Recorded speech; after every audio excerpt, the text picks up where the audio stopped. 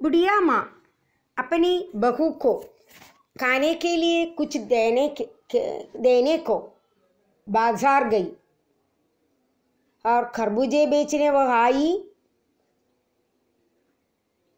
और उसके दुख देखकर लेखक को अपने पड़ोस के और एक संभ्रांत महिला की याद आई।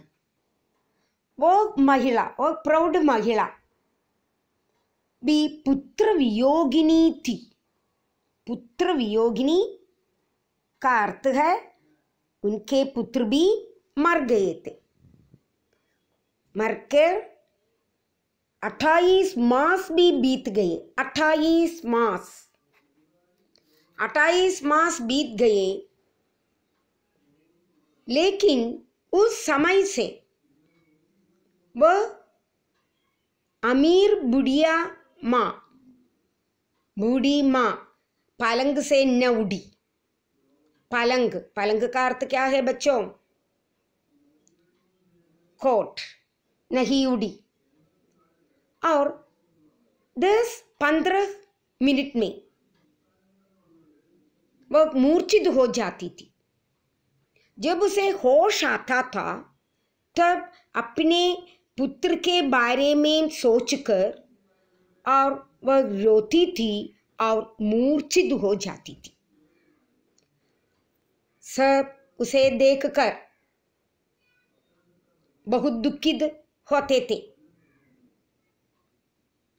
यहाँ संभ्रांत महिला के दुख देखकर सभी दुखी होते थे, लेकिन वहां गरीब बुढ़िया की वो स्थिति देखकर दुख प्रकट करने के लिए कोई नहीं थी। यही है दोनों का अंतर। लेखक यह आप हमसे बताना चाहते हैं। और ये भी नहीं, यहाँ संभ्रांत महिला अमीर बूढ़ी माँ, उसे देखने के लिए 2 डॉक्टरों को भी नियुक्त कर दिए थे, क्योंकि वे धनवान हैं तो हमेशा पलंग पर लेट सकती है, दुख प्रकट कर सकती है। और ये 2 डॉक्टर उसका देखभाल करते थे। इस बूढ़ी माँ को अपनी बहू और पोते पोती को देने के लिए स्वयं काम करना पड़ा। कोई सहायता करने के लिए तैयार नहीं थे। तो ये कर सकते हैं ना बच्चों, लोगों को चुपचाप देखना। यदि सहायता करने के लिए तैयार नहीं है तो क्यों बुरी बातें कर रही हो ना बच्चों? ये अच्छा है? नहीं है ना? नहीं है। तो यही इसमें बताया है। लेखक को भी अपनी पोशाक के कारण उसके पास न जा सका और वह वहां से गया। तो इस पाठ द्वारा लेखक कहते हैं दुखी होने का अधिकार गरीबों को नहीं, किसको है? केवल अमीरों को ही है। यह सत्य है ना बच्चों?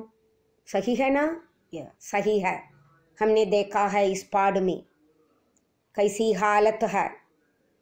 तो ये पाठ द्वारा यशपाल ये हमसे कहना चाहते हैं ऐसा नहीं होना चाहिए। समाज में सभी एक समान हैं। ऊंच नीच का भेदभाव कभी भी मत रखना। हमने पढ़ा है दोहों में, सभी लोग एक समान हैं। दूसरों की सहायता करना ही हमारा दायित्व है। यह हम हमेशा याद रखना है। हमें बच्चों, हमें हमेशा यह याद रखना है, दूसरों के प्रति दया करुणा दिखाना, उनकी सेवा करना। यदि सेवा नहीं कर सके तो उनके बारे में अच्छी बातें कह दे, बुरी बातें मत कहना। यही होना चाहिए हमारा दायित्व और हमारा विचार। तो दुख का अधिकार, यशपाल द्वारा लिखा एक दुख का अधिकार यहाँ समाप्त होता है। और मैं आपको इस पाठ का सारांश भेज दूंगी। ये सारांश देखकर और पाठ पढ़कर बहुत छोटा पाठ है, सरल पाठ है।